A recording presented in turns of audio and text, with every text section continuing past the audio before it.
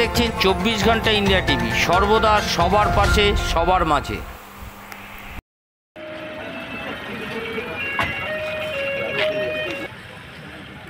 হ্যাঁ, সবাই বিক্রি দেখা।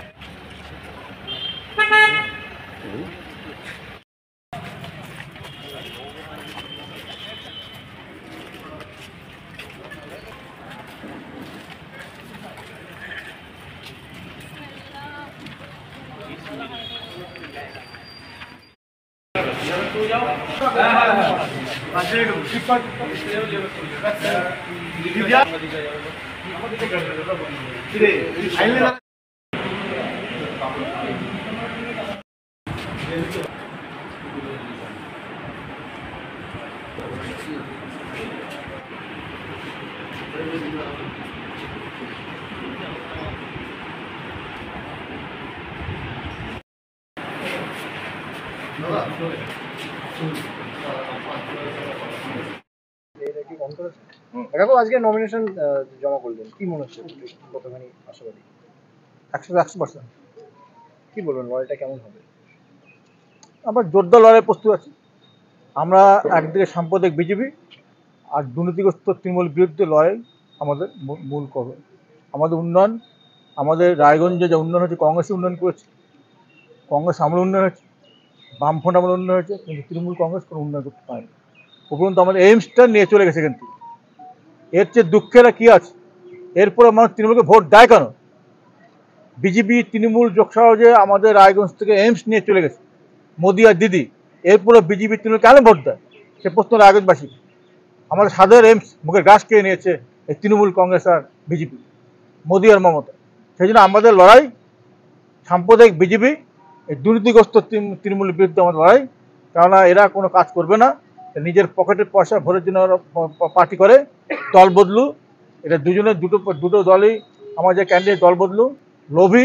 এরা আজকে জিতে অন্য দল চলে যাবে। মানুষ এদের প্রত্যাখ্যান করেছে।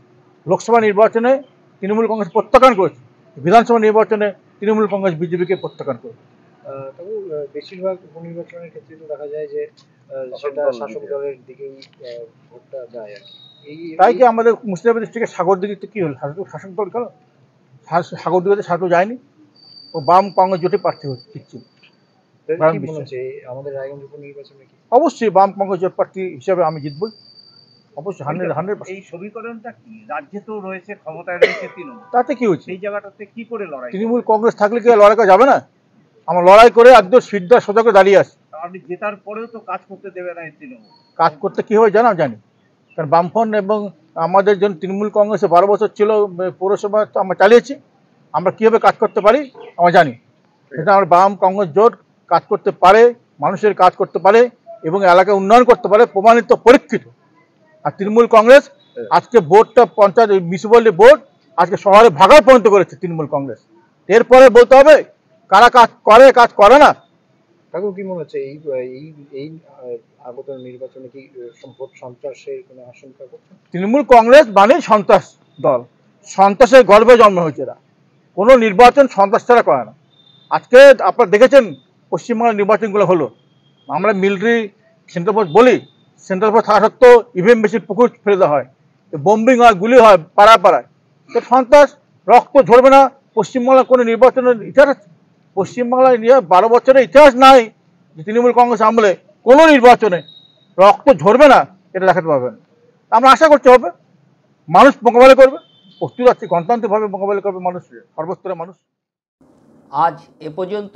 সঙ্গে রাখুন 24 ঘন্টা ইন্ডিয়া টিভি। দেখতে থাকুন সব জেলার সব খবর সবার আগে 24 ঘন্টা ইন্ডিয়া টিভির পর্দায়। নমস্কার।